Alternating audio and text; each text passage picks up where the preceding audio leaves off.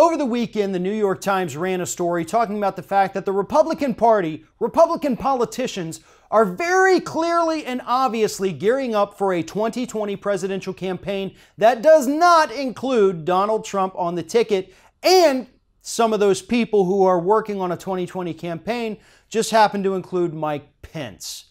Well, obviously, Donald Trump saw this story and was furious. So he did what he always does. He tweets out that the New York Times is failing, that they're disgusting, that they're a bad news outlet, that they're fake news, that nobody likes them, blah, blah, blah, blah, blah. None of it's true. And Mike Pence had to go out and publicly say, no, this is not true at all. He had to release his little staffers to go out and say, no, Mike Pence is not creating a 2020 campaign without Donald Trump. The facts say otherwise, though. And the New York Times was very quick to point all this out. Mike Pence, as we reported a few months ago, has actually already started his own campaign fundraising pack. Not something you do if you're planning on staying at the bottom of the ticket for another 7 years. But Pence has done that. Pence has put out feelers. Pence is meeting with high-up Republicans.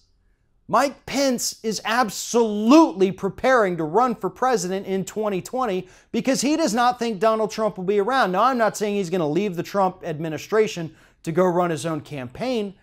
I think Mike Pence understands that Donald Trump's not going to make it to 2020 as president, and he needs to be prepared to run at the top of that ticket because he's obviously, for some reason, assuming that whatever scandal takes down President Trump isn't somehow going to take down him as well.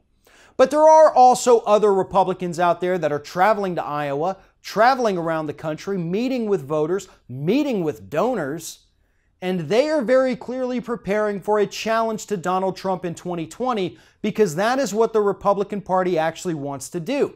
They understand, to an extent, that Donald Trump is a toxic cancer on their party. And they do not want to run him again. They want him to be primaried by somebody else.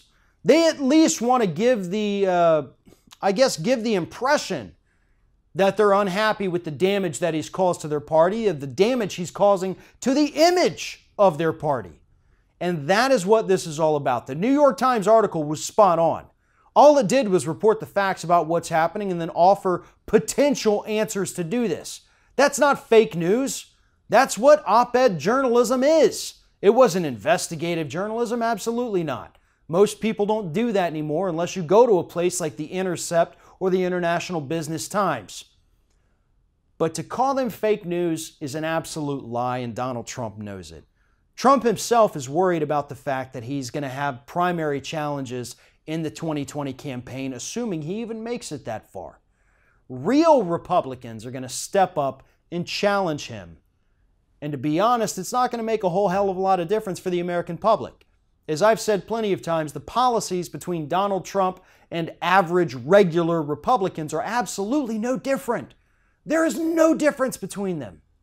The only thing that's different is that some Republicans are a little less hot-headed and mentally unstable as Donald Trump, and that would really be the only difference if he gets primaried by a Republican challenger. Aside from that, if a Republican wins in 2020, regardless of who it is, the policies are going to stay the same.